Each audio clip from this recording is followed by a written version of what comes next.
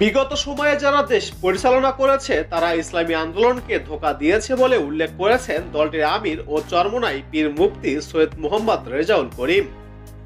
বিকেলে পটুয়াখালীর রাঙ্গাবালী মডেল মাধ্যমিক বিদ্যালয় মাঠে এক গণসমাবেশে তিনি এসব কথা বলেন।